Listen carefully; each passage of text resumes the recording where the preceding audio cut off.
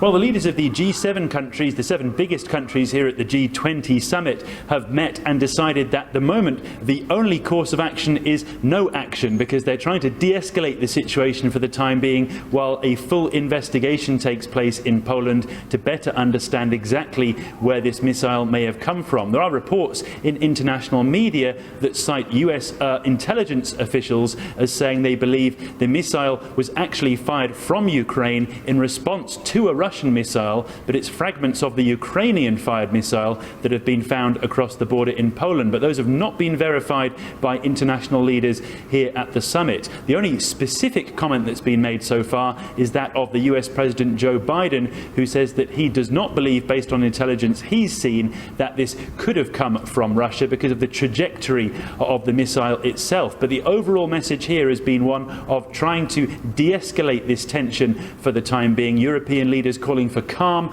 for the time being while this investigation continues. But it's certainly been the main, if not the only, talking point here at the G20 in Bali.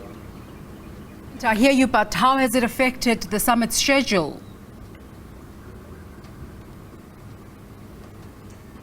Well, it's certainly turned things upside down. Ultimately, there are a number of high-profile meetings that were due to take place today. The UK Prime Minister Rishi Sunak was due to meet Chinese President Xi Jinping for the first time. That was a highly anticipated meeting. That's not happened. It's also affected South Africa's delegation. The President, Cyril Ramaphosa, had a list of meetings he was due to attend today, including with the United Nations Secretary-General Antonio Guterres. He's ended up leaving early, the South African president, as a result of the way that the whole schedule has been turned around here at the G20. There are concerns about the impact of that, because there were a lot of issues on the table here that have not really received the level of attention that certainly South Africa's representation would have hoped that they would have done. Those include food security, fuel security, and a commitment to supporting developing countries' efforts to meet climate change targets. Those have, to a certain extent, been sidelined by initially talk of what to do over Russia's military actions in Ukraine, and now issues regarding this Polish missile explosion. So there is a certain sense of frustration on the part of smaller countries here at the G20 that their own needs have not received the due attention they were hoping for.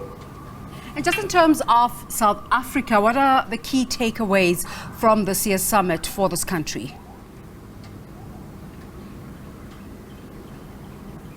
Well, there are some positive notes despite the frustrations that I mentioned. South Africa has been lobbying hard on the part of the African continent for a better understanding globally of the need for more financial support for developing countries. There has been a key theme that's been pushed by the host country here, Indonesia. It's really wanted to stand up for smaller nations represented here at the G20. There have been some news just in the last hour, actually, that Turkey has announced that it has struck a deal with the United Nations to secure a grain export from the Ukraine to allow 11 million tons of grain to be exported around the world through a safe channel that's been negotiated with the United Nations. This is significant for African countries because it allows some of that supply that's been cut off during Russia's military action in Ukraine to resume again, and that could have long-standing ramifications if that grain supply route can remain in force. South Africa's President Ramaphosa has also been meeting with other bilateral leaders during this summit. He was meeting with President Xi Jinping just yesterday, a meeting during which he thanked the Chinese president for the assistance that he had been offered